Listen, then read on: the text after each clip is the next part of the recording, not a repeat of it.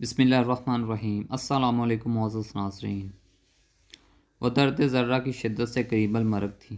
وہ ذہنی طور پر ایسے حالات کا سامنا کرنے کے لیے تیار تھی کیونکہ اسے پہلے ہی بتا دیا گیا تھا، اب کی بار بے شک مر جانا مگر بیٹی پیدا نہ کرنا۔ شو میں قسمت کے اس بار بھی وہ بیٹی کو جنم دے رہی تھی۔ شاید وہ بچ جاتی مگر وقت کے فرعون نے اسے انتہائی طاقتور زہر پلا دیا تھا تاکہ بچے کو جنم دیتے ہوئے اس کے بچنے کا کوئی چانس ہو بھی تو یہ نہ بچے، مگر شاید اس کو پتہ نہیں تھا کہ اسے زہر دیا گیا ہے۔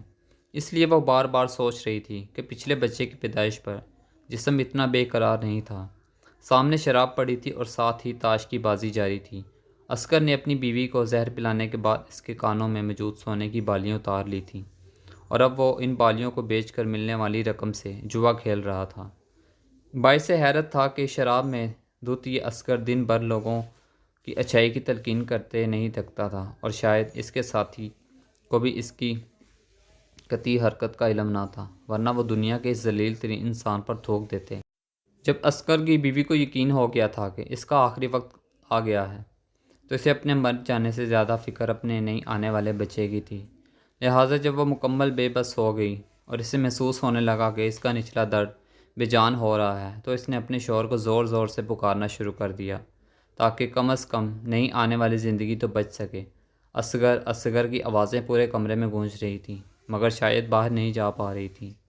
کمرے کی دیواروں سے ٹکرانے کے بعد پلٹ کر واپس آ رہی تھیں۔ اگر باہر چلی بھی جاتی تو وہاں نازیہ رشید کا کوئی مددگار نہ تھا، اس لیے وہ بیچاری شوہر کو پکارتے پکارتے نڈال ہو گئی تو اس کی آنکھوں میں ویرانی اتر گئی۔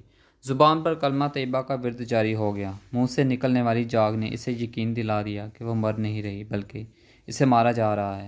اسے پتہ چل گیا کہ اس دنیا میں آنے والا بچہ آنے سے پہلے ہی زہر کے اثرات سے مر چکا ہے۔ لہٰذا وہ بے بس مسکرائی اور رب کی رضا کے سامنے سر جھکاتے ہوئے کہا اس میں بہتری ہوگی، اور ساتھ کلمہ شہادت پڑھتے ہوئے اللہ تعالیٰ کی ذات پر اپنے ایمان کو تازہ کیا اور اپنی دنیا سے منہ موڑتے ہوئے زندگی کو الوداع کہہ دیا۔ اب کمرے میں پڑے مردہ وجود کے اندر بھی ایک مردہ وجود منتظر پڑا تھا جسے پیٹ کے اندھیرے سے نکال کر کمرے کے اندھیرے میں ڈال دیا جانا تھا۔ ساری رات شراب پینے کے بعد صبح سویرے نکلتے وقت عسکر گھر پہنچا اور پہنچتے ہی بستر پر ڈیر ہو گیا۔ جب سپہر 3 بجے اٹھا تو شراب کا نشہ اتر چکا تھا۔ اسے اپنی بیوی کی یاد آئی تو اس کی حالت دیکھنے کا پہنچا اور کمرہ کھول کر اندر داخل ہوا تو بیوی کو مردہ پایا۔ بجائے افسوس کے اسے خوشی ہوئی تھی، مگر محلے کی ہمدردی بٹورنے کے لیے اس نے مگر مچھ کے آنسو بہانا شروع کر دیے تھے۔ اس کی چیخو پکار سن کر محلے کے لوگ پہنچے تو انہوں نے فوراً سے عسکر کو اپنی بیوی کا قاتل سمجھ لیا، مگر پھر چند سمجھدار خواتین عسکر کی بیوی کی حالت دیکھی تو اس کی موت کی وجہ زچگی کو قرار دے دیا کیونکہ عسکر زہر دینے کے ثبوت مٹا چکا تھا۔ یوں اس کی بیوی اور بچی کو دفنانے کے بعد عسکر نے لوگوں سے مالی مدد طلب کی۔ چند رحم دل لوگوں نے اس کی مدد کر دی، مگر بجائے اسے کسی نیک عمل میں لگانے کے عسکر نے وہ رقم بھی جوئے میں اڑا دی تھی۔ مگر چونکہ لوگوں کی نظر میں عسکر نے خود کو پارسا بنا رکھا تھا، لہٰذا بیوی کی موت کے بعد بھی ان باپ بیٹی کے لیے آس پڑوس سے کھانا آ جاتا تھا۔ عسکر نے بیوی کی موت کے بعد کام کاج کرنا بالکل ہی چھوڑ دیا تھا کیونکہ جب بیوی زندہ تھی تو وہ کہہ کہلا کر اسے کام پر بھیج دیتی تھی۔ اب کھانا آس پڑوس سے آ جاتا تھا اور پیسے کے لیے وہ لوگوں کے سامنے اپنے دکھ درد بنا کر ہمدردی جتا کر لے لیتا تھا، یا پھر بیٹی کو کسی دہلیز پر مانگنے کے لیے بھیجتا اور لوگ بن ماں کی بچی کو خالی ہاتھ واپس نہیں لوٹاتے تھے۔ یوں اس کا گزارا چل رہا تھا اور پاٹ صحیح کا برم بھی قائم تھا، مگر کہتے ہیں نا، گناہ ایک نہ ایک دن ظاہر ہو ہی جاتا ہے۔ عسکر کی بیٹی جوانی کی دہلیز پر تھی جب ایک بار جویے میں عسکر کثیر رقم ہار گیا تھا۔ اب یہ رقم مانگ تانگ کر ادا نہیں کی جا سکتی تھی اور اتنا ادھار کہیں ملنے کی امید نہ تھی۔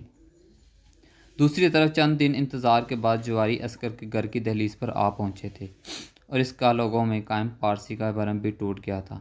لہٰذا لوگوں کی نظروں سے گر جانے کے بعد اسے احساس ہو گیا تھا کہ اب اس کا یہاں رہنا ممکن نہیں ہے۔ اس نے گھر بیچ کر جواریوں کو رقم ادا کی اور بیٹی کو لے کر لاہور چلا گیا۔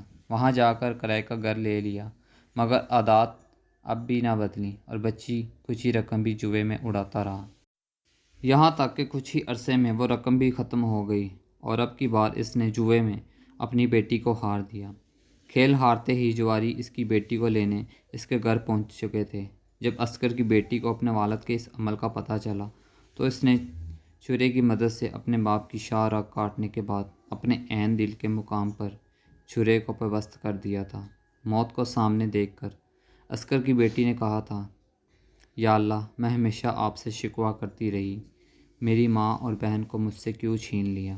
مگر آج جب میرے باپ اعمال میرے سامنے کھل کر آئے ہیں تو مجھے یقین ہو گیا ہے کہ آپ جو کچھ کرتے ہیں وہ ہی ہمارے لیے بہتر ہوتا ہے، کیونکہ شاید میری بہن اتنی دلیری نہ کرتی، وہ موت کو گلے نہ لگا پاتی اور ان درندوں کے ہاتھوں لٹتے لٹتے مر جاتی۔